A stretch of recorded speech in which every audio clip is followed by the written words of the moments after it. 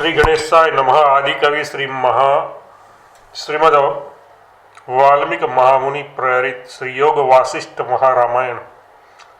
परमहंस श्रीमद आनंद बोधेन्द्र सरस्वती प्रेरित श्री वासिष्ठ महारामायण। तात्पर्य प्रकाश शाखा व्याख्या सहित का हिंदी अनुवाद। निर्वाण प्रकरण उत्तरार्ध। पहला सर्ग। ममता अहंकार एवं संकल्प विकल्प से रहित जीवन मुक्त पुरुष जैसा जीवन यापन और आचरण करते हैं वैसा निर्वचन करने के लिए युक्ति का कथन। इस निर्वाण प्रकरण के पूर्वार्ध में श्री राम जी की समाधि के प्रदर्शन व्याज से ये दर्शाया गया है कि जो उत्तराधिकारी पुरुष है उसके बार बार किए गए श्रवण का जब परिपक्व हो जाता है तब आत्म साक्षात्कार रूप ज्ञान का आविर्भाव होकर परमपद में तत्काल ही उनकी विश्रांति हो जाती है। अब ऐसे जो उत्तराधिकारी हैं उनकी किस प्रारब्ध के बल से कदाचित समाधि टूट भी जाए तो वे जिस रीति से उस परम पद में निरंतर विश्रांति अनायास सिद्ध हो जा सकती है उस रीति से उत्तरोत्तर भी भूमिकाओं में उन्हें चढ़ाने के लिए इस उत्तरार्ध प्रकरण का आरंभ किया जाता है। इस प्रकार में सबसे पहले अहम में ममेति संविदत, ये जो पूर्व प्रकरण है, प्रकरण के अंत में कहा गया है उसको लेकर हे महाराज कल्पना जनित देह धारण आदि व्यवहार सब कल्पनाओं का परित्याग कर देने पर कैसे सिद्ध हो सकता है, ऐसी श्री रामचंद्र जी आशंका करते हैं। श्री रामभद्र ने कहा, हे ब्रह्मण, देह प्राण आदि में जब पुरुष अहंता ममता आदि कल्पनाएं छोड़ देता है तब सब तरह की क्रियाओं की शांति हो जाने के कारण देह को ठीक ठीक रखने वाली तथा उनकी पोषण प्राण आदि चेष्टाएं उस पुरुष में रहेगी ही नहीं। ऐसी दशा में उसका शरीर तत्काल ही गिर जाएगा। अतः अपने सर्व कल्पना त्यागी पुरुष के लिए जो व्यवहार आदि हमें बतलाए वे कैसे हो सकते हैं। पुरुष का जीवन कल्पनाधीन नहीं है जिससे कि कल्पना त्याग से शरीर त्याग का प्रसंग हो जाए, किंतु जीवन भोगजनक प्रारब्ध के अधीन है। असल में विचार किया जाए तो कल्पना त्याग ही जीवन के अधीन है। इसलिए अपने उपजीव्य जीवन का कल्पना त्याग कैसे बाध कर सकता है। ऐसी दशा में कल्पना त्याग होने पर जीवन का न रहना ही विरुद्ध है। इस आशय से महाराज वशिष्ठ समाधान करते हैं। महाराज वशिष्ठ जी ने कहा, हे श्री रामचंद्र जी, जो पुरुष जीवन संपन्न है उसका कल्पना त्याग हो सकता है, जो जीवन संपन्न नहीं है उसका नहीं हो सकता। इस कल्पना त्याग का स्वरूप जिस प्रकार से जीवन विरुद्ध नहीं है उसी प्रकार से मैं वर्णन करने जा रहा हूँ, उसे आप सुनिए। वह कानों के लिए अत्यंत मधुर है। भद्र आत्मा को शरीर आदि के जैसा छोटा जो मान बैठा है उसे ही कल्पना के स्वरूप को जानने वाले विद्वान कल्पना कहते हैं, और आत्मा को आकाश के सदस्य अपरिच्छिन्न जानकर अपने पारमार्थिक स्वरूप का निरंतर जो अनुसंधान करता है उसे कल्पना त्याग कहते हैं। कल्पना के स्वरूप को जानने वाले विद्वान आत्मा की परिच्छिन्न पदार्थों के सदस्य भावना को ही कल्पना करते हैं, और आकाश के सदस्य अपरिच्छिन्न परमार्थ स्वरूप की भावना को संकल्प त्याग कहते हैं। उत्तम महापुरुष जो लोग ये संपूर्ण देहादि दृश्य वस्तु परमार्थ सत्य है, इस अभिमान को ही कल्पना कहते हैं, और चूंकि दृश्य आकाश के कार्य भूत चतुष्टय का विकार है इसलिए तत्वतः अकेला आकाश रूप अर्थ ही स्फुरित होता है। क्यों अर्थ के पर्याय लोचन को संकल्प का त्याग कहते हैं। ये दोनों ही भ्रांत पुरुष के अनुभव के विरुद्ध होने पर भी जीवन के विरुद्ध नहीं है, क्योंकि क्योंकि जी रहे पुरुष की ही भ्रांति की निवृत्ति देखी जाती है, यह तात्पर्य है। हे राम जी, विषयों के स्मरण को आप संकल्प जानिए तथा ये भी जान लीजिए कि विषयों के स्मरण को विद्वान लोग शिवस्वरूप समझते हैं। वह स्मरण अनुभूत और अनुभूत ये दो तरह का कहा जाता है, अर्थात भूत और भावी दोनों तरह के स्मरण अनुभूत और अनुभूत ये दो तरह का कहा जाता है, अर्थात भूत और भावी दोनों तरह के विषयों का स्मरण होता है। हे महावते, अनुभूत व अननुभूत दोनों तरह की स्मृतियों का विस्मरण कर तथा अननुमित आदि अन्य सब वृत्तियों का भी शीघ्र विस्मरण कर अपरिच्छिन्न ब्रह्माकार में लीन होकर आप काष्ठ के तुल्य दृढ़ और निश्चल बनकर चिरकाल तक जीवित रहिए।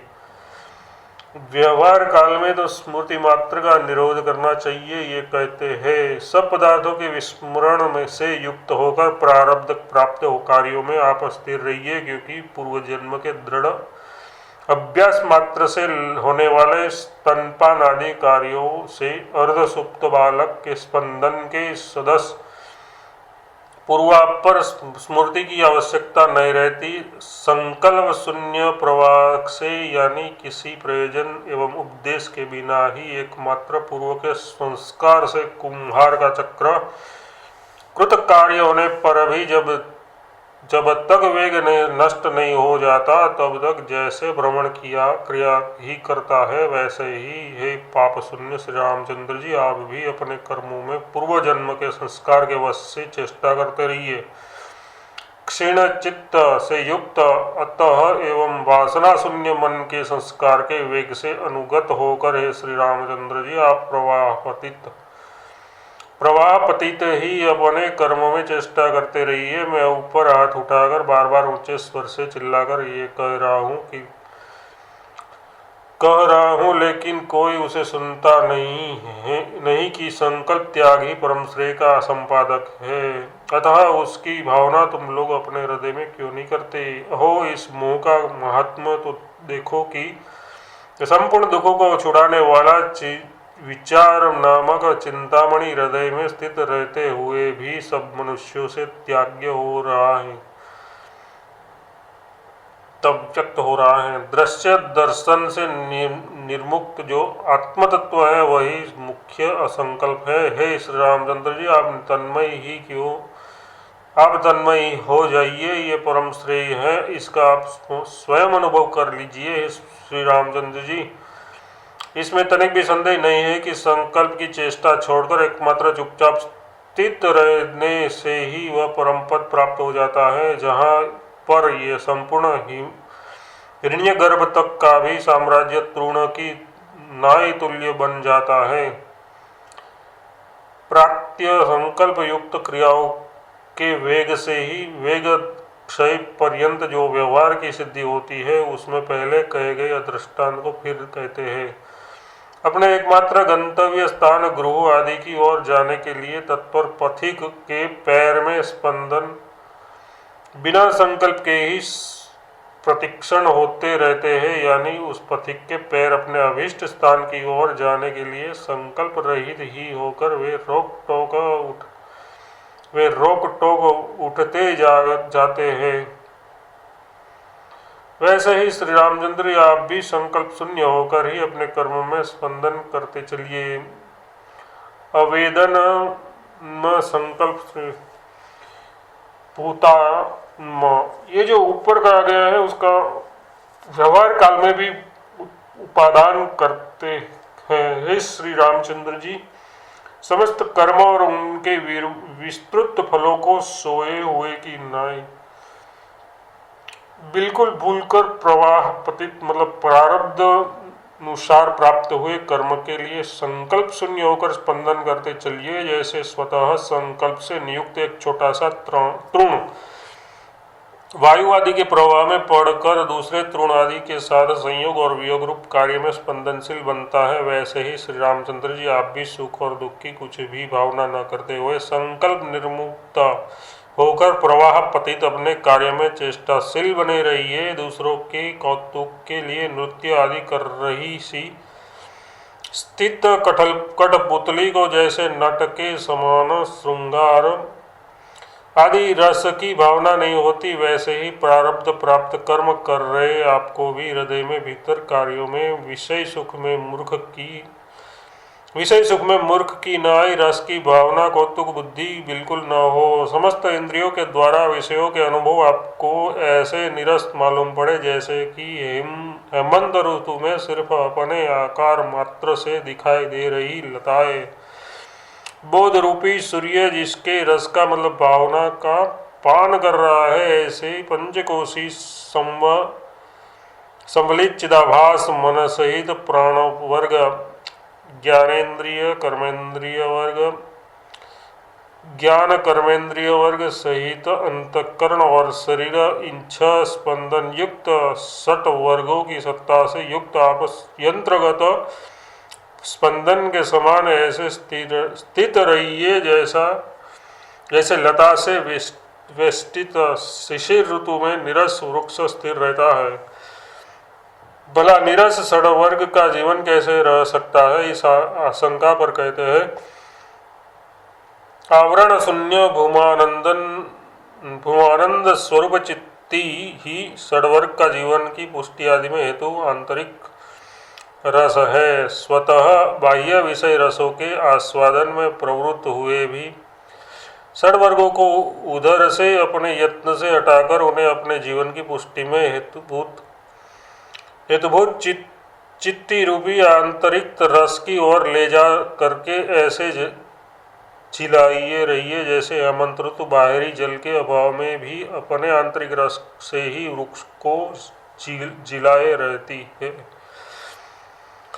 इंद्रिय वृत्तियों को विषयों की ओर जाने से न रोकने में तथा उन्हें सरस बनाए रखने में क्या होगा, इस आशंका पर कहते हैं यदि आप इंद्रिय वृत्तियां बाह्य विषयों की ओर लगे रहेगी तथा आप उन्हें सरस बनाए रहेंगे तो चाहे आप विषयों का उपभोग करें या न करें, किंतु आपका यह संसार के अनर्थों का समूह तो कभी भी शांत न होगा। संकल्प शून्य होकर यदि आप वायु अग्नि ज्वाला यंत्र और जल के समान स्पंदन करते रहेंगे तब तो आप अत्यंत श्रेष्ठ के लिए समर्थ हो सकेंगे। जन्मरूपी जवर के निवारण के लिए यही सबसे बढ़कर उत्तम उपाय है कि अपने कर्मों में जो कर्तृत्व अभ्यगस्त हो वह वासना रहित हो, वासना और संकल्पों से शून्य होकर प्रारब्ध प्राप्त हो। कार्यों के अनुसार वर्ताव कर रहे आप चाक के ऊपर भ्रमण करने वाले घटादि रचना विशेष की नाई धीरे धीरे उत्तरोत्तर उपशमनशील होते हुए अपने कर्मों में स्पंदन करते रहिए। कर्मफल में आपकी आसक्ति बुद्धि न हो और कर्मों के त्याग में भी आपकी आसक्ति मतलब कर्म त्याग के फल में आसक्ति न हो। इन दोनों का आप त्याग कर दीजिए या आप कुछ दोनों का आश्रय कीजिए। इन दोनों का आश्रय कीजिए। फल में आसक्ति न करने पर कर्म करने या छोड़ देने में कुछ भी विशेषता नहीं रहती। हे श्री रामचंद्र जी, अब इस विषय में मैं और अधिक कहने की आवश्यकता नहीं है। संक्षेप में यही कह देता हूँ कि संकल्प ही मन का बंधन है और उसका अभाव ही मुक्ति है।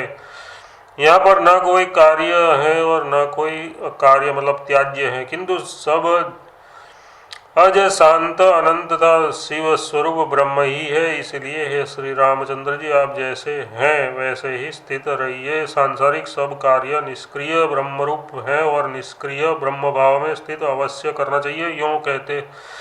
यूँ देखते हुए आप परमार्थ चैतन्य रूप होकर सुखपूर्वक शांत बैठे रहिए। श्री रामचंद्र जी, विषयों के स्मरण को ही चित्त का क्षय तथा जीव ब्रह्मोक्य रूप योग कहते हैं।